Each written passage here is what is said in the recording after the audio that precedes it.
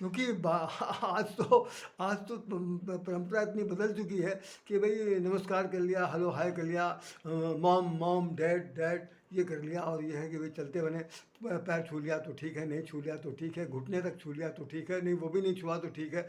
ये संस्कृति है जो विदेशों से उधार ली गई है, जिसका खामियाजा हम लोग सब भुगत रहे हैं। लेकिन इतने चिंतनशील होते हुए, विचार करते हुए, माता पिता कभी बच्चों को अपने से अलग जुदा होते हुए देख नहीं सकते। मैं वो घटना, उन चीज़ों को अपने इस अवस्था तक आते आते देखा है कि जिसमें माता पिता के कलेजे के टुकड़े होते हैं जिस वक्त बच्चे घर से निकल कर जाते हैं। हमारे देहात में एक बात कहा जाता था कि खरीस फाती करने जा रहे हैं, अर्थात अपना गांव देश छोड़ करके जो है दूसरे जगह जा कर मजदूरी करेंगे, अपने अपने योग्यता के अनुसार काम करेंगे, चाहे वो रिक्शा चलावें, चाहे तांगा चलावें, चाहे गारा मिट्टी धोवें, चाहे वो किसी के घर में मजदूरी करें, चाहे वो बर्तन मांजें, कुछ भी करें, जैसा जिसकी उस बहुत पुराने ज़माने में ऐसी स्थिति हुआ करती थी। इतने पढ़े लिखे लोग नहीं थे कि सबको नौकरी मिल जाए और माताएँ भेज दे देती थी। जो घर के चूँकि कृषि प्रधान हमारा देश है, तो माता पिता बूढ़े होकर के भी किसानी करते रहते थे, रात दिन यही करते रहते थे। किसी तरह हमारे बच्चे जो हैं ठीक रहें, जहाँ रहें वह स्वस्थ रहें। महीनों महीनों में चिट्ठियाँ कभी किसी से लिखवा देते थे, पढ़े लिखे नहीं थे। वो भी अभी पिछले दिनों एक दिन आया था, तो एक पोस्ट कार्ड के बारे में किसी ने मुझे लिखा, तो मैंने कहा कि मेरे पास 5 पैसे और 10 पैसे वाला पोस्ट कार्ड भी एक रिकॉर्ड के लिए मौजूद है। अब मैं उस पोस्ट कार्ड पर चर्चा नहीं करूँगा, नहीं तो पूरा समय निकल जाएगा। सच ये है कि हमारे देश की संस्कृति ने विदेश की जितनी भी संस्कृतियाँ हैं, विदेश के जितने भी जिस तरह के जो हैं, जिनको पचाया जा सकता है, जिनको एब्जॉर्ब किया जा सकता है, जिसको कंठस्थ किया जा सकता है, उसको उन्होंने हमारी संस्कृति का इतना विस्तार उदर है, उस उदर में उसने पचा लिया। अब मैं ये बताऊंगा कि माता जी के लिए जो बात कही जा रही है कि संसार में आपने कई बार गाना सुना होगा कि भगवान माँ तेरी सूरत से भगवान की सूरत क्या होगी, गाना आता है। माँ तेरी सूरत से भगवान की सूरत क्या होगी, अर्थात इसका मतलब भगवान की सूरत जो है माँ की सूरत से कहीं ज़्यादा इन्फीरियर है, अच्छी नहीं है।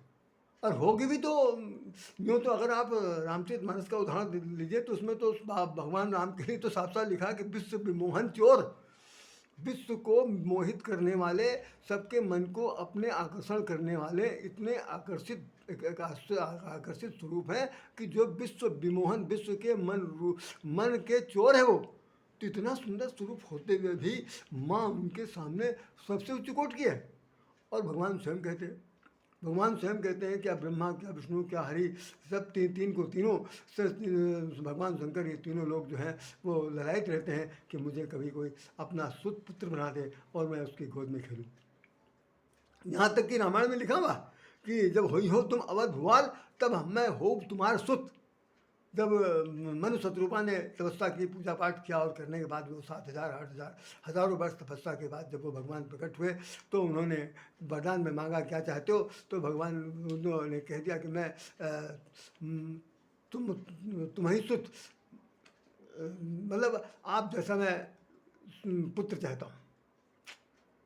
तो भगवान विष्णु बहुत परेशान, बहुत ज़्यादा वो असमंजस से फंस गए कि हमारे जैसा पुत्र चाहते हैं और हमारे जैसा तो कोई दूसरा है नहीं। तो उन्होंने कहा कि आप सरिस कहाँ खोजों जाई, आप सरिस कहाँ खोजों जाई, और मैं अपने जैसा तुम्हारे लिए कहाँ पर पुत्र खोजने जाऊँगा, मैं स्वयं ही पुत्र बनकर तुम्हारे घर में आऊँगा। जब तुम हुई हो अवध भुआल तब मैं हो तुम्हारा सुत। जब तुम उस यहाँ के अयोध्या नगरी के राजा बनोगे तब मैं तुम्हारा पुत्र बनकर आऊँगा। तो यहाँ पर भी लालसा देखिए कि भगवान को पाने की, भगवान को पुत्रवत पाने की लालसा भी दिखाई पड़ती है। ये हमारे अतीत के पुराण बताते हैं। अब मैं बताना चाहता हूँ कि माँ के वात्सल स्नेह के बारे में ये बात बताई गई है कि माँ जैसी मोह अंधता, फिर गौर से सुन लीजिए, माँ जैसी मोह अंधता इस धरती पर किसी भी जीव में नहीं, किसी भी जीव में नहीं। लिखता है कि रामायण में तो स्पष्ट लिख दिया है कि ममता तिमिर तरुण अंधियारी। ममता जो है वो तिमिर अंधकार है, और अंधकार कैसी है, तरुण, जो घनघोर काली रात्रि का जो अंधकार हो सकता है, वो अंधकार रूपी ममता माँ के आंखों में भरा हुआ, वो देख नहीं सकती, किसी अपनी संतति को छोड़ करके दूसरे के प्रति तो उसकी आसक्ति बिल्कुल है ही नहीं। एक बार उसका कोई कलेजा नोच ले, एक बार कोई उसको गोली मार दे, सब कुछ कर दे, लेकिन वो अपने बच्चों को बचाने के लिए सीना तान देगी, लेकिन अपने बालों को बचा लेगी। हर तरह की सेवा, हर तरह की सेवा करती है अपने बच्चों को बचाने के लिए। और एक साथ एक एक एक, एक कहना चाहिए संप्रेरक बात भी लिखी हुई है कि भाई अपने पति की रक्षा के लिए, अपने पुत्र की रक्षा के लिए वो हजारों तरह का व्रत रखती है कि भाई जैसे भी हो हमारे पति बने रहें, उनसे हमारा सुहाग बना रहेगा, और ये संतत की रक्षा होती रहेगी, इससे करती है। मैं बहुत से ऐसे घरों में जानता हूँ, हजारों घरों के, तो मैं कहूँ तो वर्णन नहीं किया जा सकता कि भाई मैं जब छोटा था, बचपन में था, तो जहाँ जहाँ कहीं हम रहते थे वहाँ पर भी मलिन बस्तियों में कभी दौर था। बहुत घरे, छोटे छोटे घर हुआ करते थे। उन घरों में, ये इसी लखनऊ शहर में लाल कुआं, छितवापुर, पजावा, तब इतना ज़्यादा विस्तारपूर्ण नहीं था। अब तो बहुत कुछ हो गया है। कहाँ से, ये बस सन 50 की बात बता रहा हूँ, 50 से लेकर के 60 तक की 10 साल के बीच की जो घटना है वो बता रहा हूँ कि तमाम सारी ऐसी माताएं थीं जो गरीब थीं, दूसरों घर में काम करने जाती थीं, तो सवेरे सवेरे वो उठ करके 4 बजे ही नहा करके, धो करके, जैसे भी हो अपना करके, तो नमक डाल के पराठा बना दिया, रोटी बना दिया, कुछ भी कर दिया, और बच्चे को कह दिया कि बेटा उठ के खा लेना, स्कूल जाना हो तो तुम चले जाना, हम जा रहे हैं। और मान लो सवेरे 6 बजे उठते ही चली गई, कभी किसी के घर में खाना बना रही हैं, किसी घर में चौका बर्तन कर रही हैं, किसी का कुछ कर रही हैं। ये होता था। पढ़ी लिखी नहीं है तो क्या हुआ? अब धीरे धीरे जिनके बच्चे पैदा हुए, उन्होंने पढ़ाना शुरू किया, तो लड़कियां आई, पढ़ लिख कर गई। पढ़ लिखने के बाद उन्होंने अपना उन्होंने भी ये सब काम शुरू कर दिया। तो आज के ज़माने में पढ़ी लिखी जो लड़कियां हैं, उनके बच्चे जो हो रहे हैं वो क्रेच में डाले जा रहे हैं। क्रेच में है, लेकिन साथ साथ चल रही हैं भाई, वो शिक्षा के क्षेत्र में भी आगे हैं, पद के क्षेत्र में भी आगे हैं, अपनी तरक्की के क्षेत्र में भी आगे हैं, सब कहीं आगे हैं। लेकिन उनके मन में सिर्फ एक बात ही है कि माँ की ममता जैसा संसार में, इस धरती पर दूसरा कोई उत्पन्न करने वाला नहीं है। भगवान ने तो ये यहाँ तक कह दिया, जिस वक्त डांट पड़ती है, भगवान श्री कृष्ण को मिट्टी खा लिया, राम ने मिट्टी खा लिया, तो भगवान जो छुरी लेकर के वो टुक टुक टुक टुक टुक टुक करती रहती है। यशोदा भी कर रही हैं, कौशल्या भी कर रही हैं, माँ मुँह दिखाओ, मुँह दिखाओ। तो वो कह रहे हैं हमने, मैया मैंने माखन खाओ। वो कहते हैं कि मैंने मिट्टी नहीं खाई। तो मिट्टी नहीं खाई तो मुँह में कैसे लगा हुआ? तो वो हंस देते। हंसते ही उनके ब्रह्मांड मुँह में दिखाई पड़ता है। ये तो एक घटना है, अलौकिक घटना है, उसको हम लोग क्या वर्णन करेंगे। लेकिन मैं कह रहा हूँ कि भगवान जब, अच्छा एक बात और लिखी है रामायण के अंदर कि माँ पितमात सहायक स्वामी सखा, तुम ही एक नाथ हमारे हो। भगवान ने कहा कि दुनिया के जितने भी रिश्ते हैं, सब लोगों ने अपने अपने रिश्ते हमारे साथ कायम कर लिए, लेकिन किसी ने मुझे अपना पुत्र नहीं बनाया। मैं पुत्र बनने के लिए तरसता रहता हूँ। तो दो ही एक ऐसे उदाहरण मिलते हैं, महापुराण में मिलता है, रामायण में मिलता है कि जिसने किसी ने घनघोर तपस्या की थी, पुत्र पाने की आकांक्षा की थी, उसके घर में भगवान आए। तो भगवान के रूप में जब वो आते हैं तो भी उनको भगवान, जैसे एक जगह आपने देखा होगा कौन कि वनवास हो गया और भगवान राम, लक्ष्मण, जानकी तीनों लोग गए हैं। अब माता जी वहाँ पर जो बैठ करके जो रोती हैं, तो बैठी बैठी क्या करती हैं, सुना आपने बहुत सारे गीत सुने होंगे कि कौन वृक्ष तरह विगत हुई हैं, राम लक्ष्मण दोनों भैया, सरजू तीर खड़े मरे, सरजू तीर खड़े दोनों भैया, कि या सरजू के तीर पर, या यमुना के तीर पर, या गंगा के तीर पर खड़े होंगे, और किस वृक्ष के नीचे खड़े होंगे। पानी रिमझिम रिमझिम बरस रहा, घनघोर वर्षा हो रही, सब कुछ हो रहा, ऊपर से बादल, गर्म हवा भी है, धूप ताप सब कुछ सहन करेंगे, कौन वृक्ष तरह विजत हुई हैं। अब इसकी कौन से विस्तृता बतला सकता है। अरे उस माँ की ममता के बारे में वर्णन करते हुए रामचरितमानस में लिखा हुआ है कि जिस वक्त रामचंद्र जी के आगमन का समाचार सुना तो आपको यकीन नहीं होगा, रामायण कम से कम इस बात का उदाहरण है कि उसमें लिखा हुआ साफ साफ कि जो विधवाएं माताएं हो गई थी, जिनके स्तन सूख गए थे, उन स्तनों से भी दूध निकल पड़ा, दूध सर्वत, पैर सर्वत भारी। इस तरह से गोस्वामी जी ने एक चौपाई लिखी है कि उसमें से कि भगवान राम को उससे चिपट करके किस तरह से रोएंगी, कितना रो पाएंगी, आंखों से आंसू तो सूख गए हैं, 14 वर्ष वनवास हो के बाद लौट रहे हैं आज, तो राम से मिलना चाहते हैं, भरत से मिलना चाहते हैं, शत्रुघ्न से मिलना चाहते हैं, लखन से मिलना चाहते हैं, सब लोग एक दूसरे से मिलना चाहते हैं।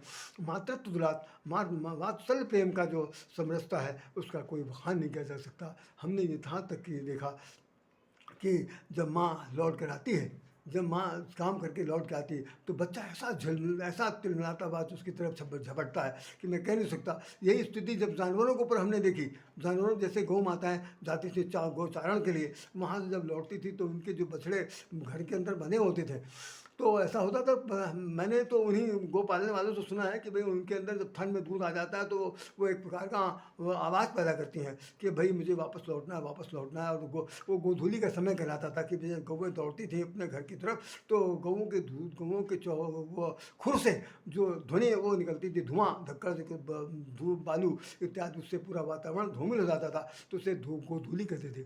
और वो पहुँचते ही बच्चे अब जैसे ऐसा छलांग मारते थे, ऐसी छलांग मारते थे कि जैसे अभी मान लो कि अभी उछल करके माँ के स्तन से चिपट जाएंगे, और माँ भी सभी अपने झुंड से हट करके निकल करके वो अपने बच्चों के पास जाती थी, सूंघती थी, मुंह चाटती थी, सब कुछ पार करती थी।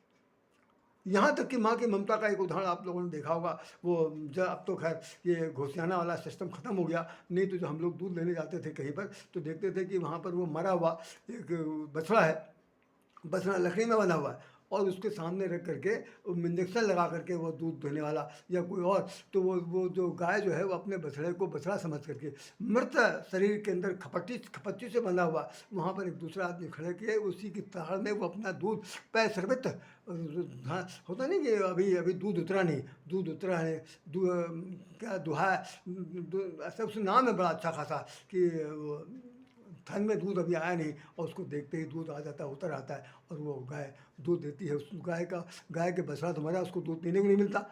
नतीजा ये कि वो लोग उसको बेच करके अपना ज़िंदगी काटते हैं। यहाँ तक कहीं एक आध बछड़े जीवित हैं तो उनको दूध पीने नहीं दिया जाता, 1 मिनट मुँह मारते हैं और तुरंत उनको रस्सी घसीट करके बांध दिया जाता। लेकिन गाय इस होश में रहती है कि अभी तो मैं फिर से पिलाऊंगी। ये तो एक जानवर की बात हो गई। इसी तरह कीट पतंगों में भी हमने देखे, उनके अंदर भी बिल्लियों में देखा, जो कुत्ते की जो उसकी मादा है, उसके छोटे छोटे बच्चे हैं, उनको पान कराने की स्थिति देखी। इस तरह से मैं कह रहा हूँ कि कोई ऐसा जड़ चेतन इस धरती पर नहीं है जो मातृत्व दुलार लुटाने में अग्रणी ना हो।